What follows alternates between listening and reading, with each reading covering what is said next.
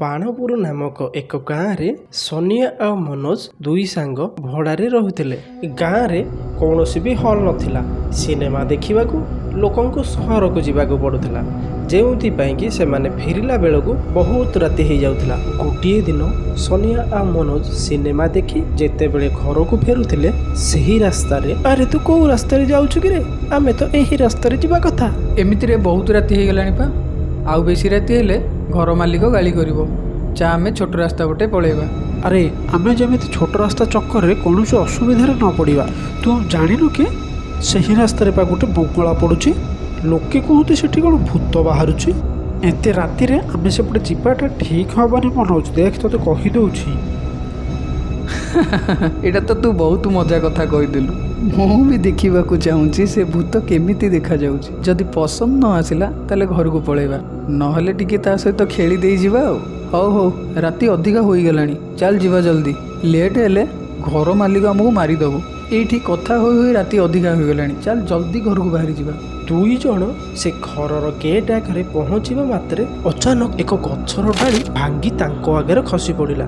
ଦେଖିଲୁ ତ ମନୋଜ, ମୁଁ ଆଗରୁ କହୁଥିଲି ଏପଟେ ଯିବା ଠିକ୍ ନୁହଁ। ଏଇ ଘର ଆଗ ପାର୍କ ଦେଇ କେହି ବି ଆସନ୍ତିନି। ତୁ ପୁରା ପାଗଳଟା। ପୁରୁଣା ଗଛ ଡାଳ ଭାଙ୍ଗି ଯାଇଥିବ। ଅଚାନକ ବହୁତ ଜୋରରେ ପବନ ବହିବାକୁ ଲାଗିଲା। ଘର ଆଗ ପାର୍କର ଗ୍ରିଲ୍ ଜୋରେ ହଲିବାକୁ ଲାଗିଲା। ହଠାତ୍ ଘର ଆଗର ଗେଟ୍ ପୁରା ଖୋଲା ରହିଗଲା। ସେମାନେ ଦେଖିଲେ ଯେ ଭିତରେ ଗୋଟିଏ ସ୍ତ୍ରୀ ଲୋକ ଦୋଳିରେ ଝୁଲୁଛି ଏବଂ ଦୁଇଟି ଛୋଟ ପିଲା ସେଠି ଖେଳୁଛନ୍ତି। ଆଉ ସେଠି ତଳେ ଗୋଟେ ବୁଢ଼ୀ ବସି କିଛି ଖାଉଛି। ପୁଅ ଭିତରକୁ ଆ।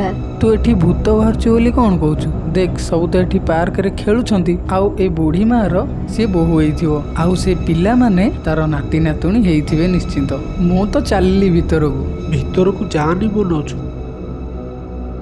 ମନୋଜ ମାନୁନାହିଁ, ଆଉ ଭିତରକୁ ପଳାଉଛି। ତାର ପଛେ ପଛେ ସୋନିଆକୁ ମଧ୍ୟ ଯିବାକୁ ପଡ଼ୁଛି। ଏତେ ରାତିରେ ତମେ ଏଠି କ'ଣ କରୁଛ ବୁଢ଼ୀ ମା? ମୁଁ ତ ଏଠି ରହୁଛି। ଏଠିର ସବୁ ଲୋକ ମୋର ସାଙ୍ଗ। ଆମମାନଙ୍କୁ ଭୋକ ଲାଗୁଥିବ ନା? ଆସ ତମେ ବି ମୋ ସହ ଖାଇବ।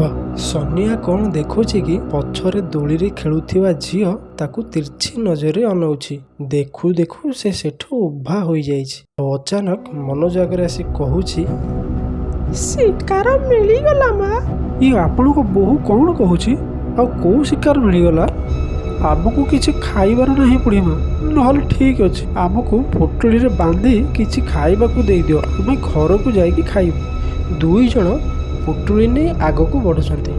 ମନୋଜ ବୁଢ଼ୀ ମାଆକୁ ଶୁକ୍ରିଆ କହିବା ପାଇଁ ପଛକୁ ବୁଲୁଛି। ସେ କ'ଣ ଦେଖିଲା କି ଆରେ ବୁଢ଼ୀ ମା କୁଆଡ଼େ ଗଲା? ଏବେ ତ ଏଠି ଥିଲା, ଆଉ ତା ବୋହୂ ବି ଦେଖାଯାଉନି। ମନୋଜର ନଜର ଦୋଳି ଉପରେ ପଡ଼ିଲା, ଯୋଉଟା କି ଖାଲି ଥିଲା, କିନ୍ତୁ ପବନରେ ଏମିତି ଝୁଲୁଥିଲା ଯେମିତିକି ସେଥିରେ କେହି ବସିଛି। ଏ ଦୋଳି ମନକୁ ମନ କେମିତି ଝୁଲୁଛି? ଏଠୁ ଚାଲ ଜଲ୍ଦି ଯିବା ମନୋଜ। ବୁଢ଼ୀ ମାଆକୁ ନ ପାଇ ମନୋଜ ବାହାରି ଗେଟ୍ ବାହାରକୁ ପଳାଉଛି। ଆଉ ଦେଖୁଛି କି ଦୋଳି ଖେଳୁଥିବା ଝିଅ ତାଙ୍କ ଆଗରେ ଠିଆ ହୋଇଛି। କୁଆଡ଼େ ଯାଉଛ? ଯିଏ ଏଠାକୁ ଥରେ ଆସିଛି ସେ କେବେ ଫେରି ଯାଇପାରିନି। ସେ ଝିଅ ଏହା କହି ହଠାତ୍ ସେଠୁ ଉଭା ହୋଇଗଲା। ମନୋଜ ଆଉ ସୋନିଆ ସଙ୍ଗେ ସଙ୍ଗେ ପାର୍କ ବାହାରକୁ ପଳେଇ ଆସିଲେ। ରାସ୍ତାରେ ଚାଲୁ ଚାଲୁ ସୋନିଆକୁ ଲାଗିଲା କି ତାର ଗୋଡ଼କୁ କିଏ ଭିଡ଼ୁଛି। ଆରେ ମନୋଜ, ମୋ ଗୋଡ଼କୁ କାହିଁ ଭିଡ଼ୁଛୁ? ଆରେ ମୁଁ ତ ତତେ ଛୁଇଁବି ନାହିଁ। ହଠାତ୍ ସୋନିଆର ନଜର ମନୋଜ ହାତରେ ଧରିଥିବା ପୋଟଳି ଉପରେ ପଡ଼ିଲା। ସେ ଦେଖିଲା କି ପୋଟଳି ଭିତରୁ ଗୋଟିଏ ଖଣ୍ଡିଆ ହାତ ବାହାରକୁ ଆସୁଛି। ତାକୁ ଦେଖି ସେ ବହୁତ ଡରିଗଲା। ମନୋଜ, ଏ ପୋଟଳିରୁ କ'ଣ ଗୋଟେ ହାତ ବାହାରକୁ ବାହାରୁଛି? ଆରେ ବାସ୍ ସୋନିଆ, ହେଇଗଲା। ରାତି 1-2ଟା ବାଜିଲାଣି ବା। ଏକରେ ତ ଆମେ ବହୁତ ଲେଟ୍ କରିସାରିଲାଣି। ଲାଗୁଛି ଆଜି ଘର ମାଲିକ ଆମକୁ ବାହାରେ ଶୁଆଇବ।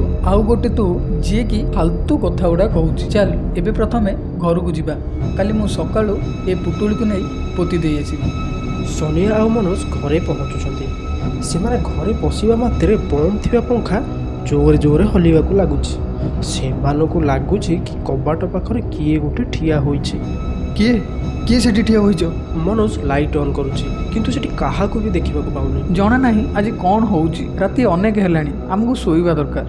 ଦୁଇ ଜଣ ଶୋଇପଡ଼ିଲେ। ରାତି ପାଖାପାଖି 2ଟା ବାଜିଲାଣି। ମନୋଜକୁ ହଠାତ୍ କିଏ ଗୋଟେ କବାଟ ବାଡ଼େଇବାର ଶବ୍ଦ ଶୁଭିଲା। ସେ ହଠାତ୍ ଉଠି ପଡ଼ିଲା। ଏତେ ରାତିରେ ଏତେ ଜୋର କବାଟ କିଏ ବାଡ଼ଉଛି? ମନୋଜ କବାଟ ଖୋଲୁଛି କିନ୍ତୁ ବାହାରେ କାହାକୁ ବି ପାଉନି। ମନୋଜ ଘର ଭିତରକୁ ଫେରି ଆସିଲା। ଆଉ ସେ ଦେଖିଲା ଯେଉଁ ଝିଅ ତାଙ୍କୁ ବଙ୍ଗଳା ପାଖ ପାର୍କରେ ମିଳିଥିଲା ସେ ଖଟ ଉପରେ ବସି ପୁଟୁଳିରୁ କିଛି ଖାଉଛି। ଭୂତ ଭୂତ। ମନୋଜର ଚିତ୍କାର ଶୁଣି ସନିଆର ନିଦ ଭାଙ୍ଗି ଯାଉଛି। କ'ଣ ହେଲା ମନୋଜ, ତୁ ଚିଲଉଛୁ କାହିଁକି? ଖଟ ଖଟ ଉପରେ। ଖଟ ଉପରେ କ'ଣ? କିଛି ବି ତ ନାହିଁ ଖଟ ଉପରେ। ମନୋଜର ଚିତ୍କାର ଶୁଣି ଘର ମାଲିକ ମାଟିଆ ବି ଉଠି ପଡ଼ୁଛି ଆଉ ଦୌଡ଼ିକି ମନୋଜ ଆଉ ସନିଆର ରୁମ୍କୁ ଆସୁଛି। ମନୋଜ ଆଉ ସନିଆ ତାକୁ ସବୁ କଥା କହୁଛନ୍ତି। କ'ଣ ତମକୁ ଜଣା ନାହିଁ? ସେଇଟା ଏକ ଭୂତର ଘର। ସେଠି ତମେ ଯାହା ବି ଦେଖିଲ ସେ ସବୁ ଛଳନା, ଆଉ ତମେ ସେ ଛଳନାରେ ଫସିଗଲ। ତମେ ମାନେ ପୋଟଳିକୁ ଏଇଠିକି ଆଣିକି ମୃତ୍ୟୁକୁ ନିମନ୍ତ୍ରଣ କରିଛ। ଆମକୁ ଜଲ୍ଦି ଏଇ ପୋଟଳିକୁ ଏଇଠୁ ହଟେଇବାର ଅଛି। 3 ଜଣ ମିଶି ସେ ପୁଟୁଳିକୁ ଖୋଜୁଛନ୍ତି, ହେଲେ ପୁଟୁଳି ତାଙ୍କୁ କୋଉଠି ବି ମିଳୁନି। 3 ଜଣଙ୍କୁ ଉପରୁ କିଛି ଅଜୀବ ସା ଶବ୍ଦ ଶୁଭିଲା। ଯେତେବେଳେ ସେମାନେ ଉପରକୁ ଚାହିଁଲେ ଦେଖିଲେ ଯେ ଫ୍ୟାନ୍ ଉପରେ ଭୂତ ପୁଟୁଳି ଧରି ବସିଛି। ହେ ଭଗବାନ, ଇଏ କ'ଣ ହଉଛି? ଭୂତ ତ ଘର ଭିତରକୁ ପଳେଇ ଆସିଲାଣି। ଆମକୁ ସେ ଭୂତର ହାତରୁ ପୁଟୁଳିକୁ ଆଣିବାର ଅଛି। ମାଟିଆ ଜଲ୍ଦି ଯାଇ ଓମ୍କୁ ଧରି ଆସୁଛି ଆଉ ସେ ଭୂତକୁ ଦେଖାଉଛି। ଓମ୍କୁ ଦେଖି ଭୂତ ଡରି ଯାଉଛି ଆଉ ତା ହାତରୁ ପୁଟୁଳିକୁ ଛାଡ଼ି ଦେଉଛି। ସେଇ ପୁଟୁଳିକୁ ନେଇ ସନିଆ ଦୌଡ଼ୁଛି। ସନିଆ ସେ ପୁଟୁଳି ଖୋଲୁଛି। କେତେ ଜୋରେ ଦୁର୍ଗନ୍ଧ ବାହାରୁଛି ଏଥିରୁ। ହେ ଭଗବାନ, ଏଥିରେ ତ ମାଂସ ଅଛି। ୟା ସହାୟତାରେ ଭୂତ ତ ତମ ସହ ପଳେଇ ଆସିଥିଲା। ଆଉ ଡେରି କରନି, ଜଲ୍ଦି ୟାକୁ ଜଳେଇ ଦିଅ। ସନିଆ ପୁଟୁଳିଟିକୁ ଜଳେଇ ଦେଉଛି। ପୁଟୁଳିଟି ଜଳିବା ସହ ଭୂତ ମଧ୍ୟ ଜଳି ଯାଉଛି। ଆଉ ଏହି ଘଟଣା ପରଠୁ ମନୋଜ କେବେ ବି ସେଇ ବଙ୍ଗଳା ରାସ୍ତା ଦେଇ ଯାଉନାହିଁ। ଦୟାକରି ସାଙ୍ଗମାନେ ଏହି ଭିଡ଼ିଓଟିକୁ ଲାଇକ୍ କରନ୍ତୁ ଏବଂ ଏହିଭଳି ନୂଆ ନୂଆ ଭିଡ଼ିଓ ଦେଖିବା ପାଇଁ ଆମ ଚ୍ୟାନେଲକୁ ସବସ୍କ୍ରାଇବ୍ କରିବା ସହ ବେଲ୍ ଆଇକନ୍କୁ ଦବାଇ ଦିଅନ୍ତୁ।